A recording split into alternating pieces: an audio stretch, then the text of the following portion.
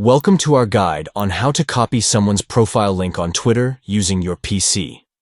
Follow these simple steps to easily obtain the profile link of any user on Twitter.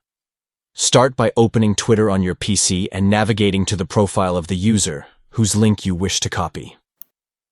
Once you are on the user's profile page, locate the three-dot icon situated under their profile picture. Click on the three-dot icon to reveal a drop-down menu and select the option that says Copy Link to Profile. By following these straightforward steps, you can effortlessly copy the profile link of any user on Twitter using your PC.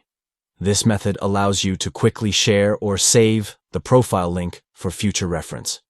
Thank you for watching, and we hope this guide helps you easily copy someone's profile link on Twitter. Enhance your networking and sharing capabilities by utilizing this simple method to obtain profile links on the platform.